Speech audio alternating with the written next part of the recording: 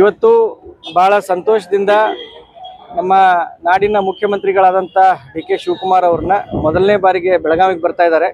ಅದ್ದೂರಿ ಸ್ವಾಗತದ ಎಲ್ಲ ತಯಾರಿಗಳನ್ನು ಮಾಡ್ಕೊಂಡಿದ್ದೀವಿ. ಇಷ್ಟು ದಿವಸ ಮುಂದಿನ ಮುಖ್ಯಮಂತ್ರಿ ಡಿ.ಕೆ. ಶಿವಕುಮಾರ್ ಅಂತ ಬ್ಯಾನರ್ ಹಾಕ್ತಾ ಇದ್ವಿ. ಈ ಸರಿ ಅತಿ ಸಂತೋಷ ಹಾಗೂ ಹುಮ್ಮಸದಿಂದ ನಮ್ಮ ಮುಖ್ಯಮಂತ್ರಿ ಡಿ.ಕೆ. ಶಿವಕುಮಾರ್ ಅಂತ ಬ್ಯಾನರ್ ಹಾಕಿ ಅವ್ರನ್ನ ಸ್ವಾಗತ ಮಾಡ್ತಾ ಇದ್ದೀವಿ.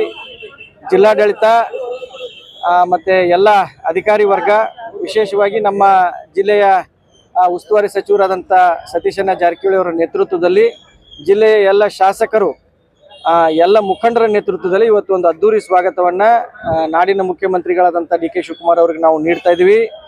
ಈ ಒಂದು ಅದ್ಭುತದ ಕ್ಷಣವನ್ನು ನಾವು ಕೂಡ ಆನಂದ ಪಡ್ತೀವಿ ಮತ್ತು ಸಾವಿರಾರು ಸಂಖ್ಯೆಯಲ್ಲಿ ಅಭಿಮಾನಿಗಳು ಕೂಡ ಬರುವ ನಿರೀಕ್ಷೆ ಇದೆ. ಬಹಳಷ್ಟು ಕ್ಯೂರಿಯಾಸಿಟಿ ಇದೆ ಸರ್. ಅವ್ರನ್ನ ವೆಲ್ಕಮ್ ಮಾಡ್ಕೋಬೇಕು. JCB ಇಂದ ಹಾರ ನಿಮ್ಮ ಅಭಿಮಾನಿಗಳೆಲ್ಲ ತಯಾರಿ ಮಾಡ್ಕೊಂಡಿದ್ದಾರೆ. ಅಭಿಮಾನಿಗಳು 2 ದಿವಸದಿಂದ ಯಾವಾಗ ಡಿ.ಕೆ. ಶಿವಕುಮಾರ್ ಅವರು ಬೆಳಗಾವಿಗೆ ಬರ್ತಾರಂತ ಗೊತ್ತಾಯ್ತು, ಅವತ್ತಿನಿಂದ ತಯಾರಿಗಳಲ್ಲಿ ಅವರೇ ತೊಡಗಿಕೊಂಡಿದ್ದಾರೆ. ಮಳೆ ಇದ್ರೂ ಕೂಡ, ಇವತ್ತು ಮಳೆ ಇದ್ರೂ ಕೂಡ ನಾವೆಲ್ಲ ತಯಾರಿ ಮಾಡೋಣ ಅಂತ ಮಾಡಿದ್ದಾರೆ. ಆದರೂ ಮಳೆರಾಯ ಇವತ್ತು ಒಂದು ಸ್ವಲ್ಪ ಏನು ನಮ್ಮ ಮೇಲೆ ಕೃಪೆ ತೋರಿದ್ದಾನೆ. ಇವಾಗ ಮಳೆ ಕಾಣಿಸ್ತಾ ಇಲ್ಲ. ಸಾಹೇಬರು ಇನ್ನೇನು ಕೆಲವೇ ಕ್ಷಣಗಳಲ್ಲಿ ಬಂದಾಗ ಸಾವಿರಾರು ಸಂಖ್ಯೆಯಲ್ಲಿ ಅಭಿಮಾನಿಗಳು ಅದ್ದೂರಿ ಸ್ವಾಗತವನ್ನ ಇವತ್ತು ನಾವು ಮಾನ್ಯ ಮುಖ್ಯಮಂತ್ರಿಗಳಾದಂಥ ಡಿ.ಕೆ. ಶಿವಕುಮಾರ್ ಸಾಹೇಬರಿಗೆ ನೀಡ್ತೇವೆ. ಒಂದು ಮೊದಲ ಬಾರಿಗೆ ಬರ್ತಿರುವಂತ CM ಡಿ.ಕೆ. ಶಿವಕುಮಾರ್ ಏನೇನು ನಿರೀಕ್ಷೆಗಳು ಇಟ್ಕೊಂತಾರೆ, ಏನೆಲ್ಲ ಮಾಡ್ಬೋದು, ಅವರು ಏನೆಲ್ಲ ಸಮಸ್ಯೆಗಳಿದ್ದಾವೆ? ಒಂದ್ ಕಡೆ ಬರಗಾಲ ಐತಿ, ಒಂದ್ ಕಡೆ ಮಳೆ ಆಗ್ತಾ ಐತಿ. ನೋಡಿ, ಮಾನ್ಯ ಮುಖ್ಯಮಂತ್ರಿಗಳು ಕಳೆದು 30 ದಿನಗಳಿಂದ ಕಾಲಿಗೆ ಚಕ್ರ ಕಟ್ಕೊಂಡು ಹಗಲು ರಾತ್ರಿ ರಾಜ್ಯದ ಕೆಲಸ ಮಾಡ್ತಾ ಇದ್ದಾರೆ, ಜನರ ಸೇವೆ ಮಾಡ್ತಾ ಇದ್ದಾರೆ. ವಿಶೇಷವಾಗಿ ಬೆಳಗಾವಿ ಜಿಲ್ಲೆ ದೊಡ್ಡ ಜಿಲ್ಲೆ, 18 ಮತಕ್ಷೇತ್ರಗಳನ್ನು ಒಳಗೊಂಡಂತ ಒಂದು ದೊಡ್ಡ ಜಿಲ್ಲೆ. ನಮಗೆ ಸಾಕಷ್ಟು ನಿರೀಕ್ಷೆಗಳಿದಾವೆ.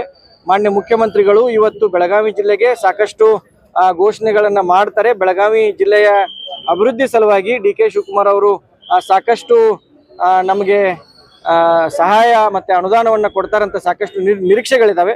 ಎಲ್ಲ MLAಗಳು ಕ್ಷೇತ್ರವಾರು ತಮ್ಮ ಬೇಡಿಕೆಗಳನ್ನ ತಯಾರಿ ಮಾಡ್ಕೊಂಡಿದ್ದಾರೆ, ಪಟ್ಟಿಗಳನ್ನ.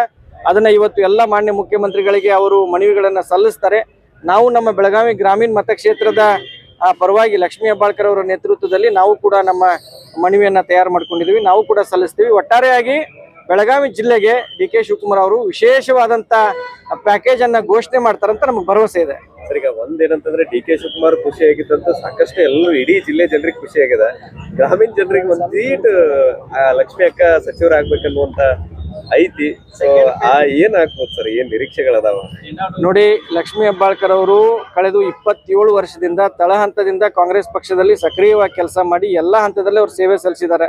ಜಿಲ್ಲಾಧ್ಯಕ್ಷರಾಗಿ, ಮಹಿಳಾ ಕಾಂಗ್ರೆಸ್ ರಾಜ್ಯ ಅಧ್ಯಕ್ಷರಾಗಿ ಪ್ರತಿಯೊಂದು ಹಂತದಲ್ಲಿ ಅವರು ಸೇವೆ ಸಲ್ಲಿಸಿದ್ದಾರೆ. ಕಳೆದ 3 ವರ್ಷದಲ್ಲಿ ಕರ್ನಾಟಕ ರಾಜ್ಯದ ಸಚಿವರಾಗಿ ಒಂದು ಕಪ್ಪು ಚುಕ್ಕೆ ಇಲ್ಲದೆ ಗೃಹಲಕ್ಷ್ಮಿ ಯೋಜನೆಯನ್ನ ಸಾಕಷ್ಟು ಅಚ್ಚುಕಟ್ಟಾಗಿ ಯಶಸ್ವಿಯಾಗಿ ಅನುಷ್ಠಾನ ಮಾಡುವಲ್ಲಿ ಕೂಡ ಸಫಲರಾಗಿದ್ದಾರೆ. ಮಾನ್ಯ ಡಿ.ಕೆ. ಶಿವಕುಮಾರ್ ಅವರ ಸಂಪುಟದಲ್ಲಿ ಈ ರಾಜ್ಯದ ಜನರ ಇನ್ನೂ ಹೆಚ್ಚಿನ ಸೇವೆಯನ್ನು ಮಾಡಲಿಕ್ಕೆ, ಬೆಳಗಾವಿ ಜಿಲ್ಲೆ ಬೆಳಗಾವಿ ಗ್ರಾಮೀಣ ಜನರ ಸೇವೆಯನ್ನು ಮಾಡಲಿಕ್ಕೆ ಅವರಿಗೆ ಸಂಪುಟದಲ್ಲಿ ಅವಕಾಶ ಸಿಗುತ್ತೆ ಅಂತ ನಮಗೆ ದೊಡ್ಡ ಭರವಸೆ ಇದೆ, ಆಸೆ ಕೂಡ ಇದೆ. ಸಾವಿರಾರು ಅಭಿಮಾನಿಗಳ ಆಸೆ ಕೂಡ ಅದೇ. ನಮ್ಮ ಬಯಕೆ ಕೂಡ ಲಕ್ಷ್ಮೀ ಹೆಬ್ಬಾಳ್ಕರ್ ಅವರು ಈ 2ನೇ ಬಾರಿ ಏನು ಸಂಪುಟ ವಿಸ್ತರಣೆ ಆಗ್ತೈತಿ, ಅದರಲ್ಲಿ ಅವರಿಗೆ ಮಂತ್ರಿ ಸ್ಥಾನ ಸಿಗಲಿ ಅಂತ ನಮ್ಮ ಬಯಕೆನೂ ಕೂಡ ಇದೆ. ನಮಗೆ ಭರವಸೆ ಇದೆ.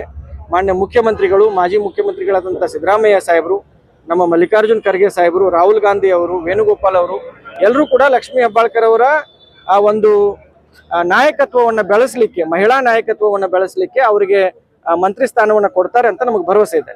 ಆದಷ್ಟು ಬೇಗ ಸಂಪುಟ ವಿಸ್ತರಣೆ ಆಗ್ಬೋದು. ನಮ್ಮದು ಬೇಡಿಕೆ ಕೂಡ, ಯಾಕಂದ್ರೆ 1 ತಿಂಗಳಾಯ್ತು ಈಗ ಸಂಪುಟ ವಿಸ್ತರಣೆ ಆಗಲೇಬೇಕು. ದೊಡ್ಡ ರಾಜ್ಯ ಆಗಿರೋದ್ರಿಂದ ಅಭಿವೃದ್ಧಿಗೆ ಎಲ್ಲೋ ಒಂದು ಕಡೆ ಸ್ವಲ್ಪ ಹೊಡೆತು ಬಿದ್ದೇ ಬೀಳುತ್ತೆ. ಅದಕ್ಕಾಗಿ ಬೇಡಿಕೆ ಇದೆ, ಆದಷ್ಟು ಬೇಗ ಸಂಪುಟ ವಿಸ್ತರಣೆ ಆಗಬೇಕಂತ. ರಾಹುಲ್ ಗಾಂಧಿ ಅವರು ವಿದೇಶ ಪ್ರವಾಸದಿಂದ ಬಂದ ತಕ್ಷಣ ಸಂಪುಟ ವಿಸ್ತರಣೆ ಆಗುವ ಎಲ್ಲ ಸಾಧ್ಯತೆಗಳು ಇದೆ, ನಮಗೆ ಭರವಸೆ ಕೂಡ ಇದೆ.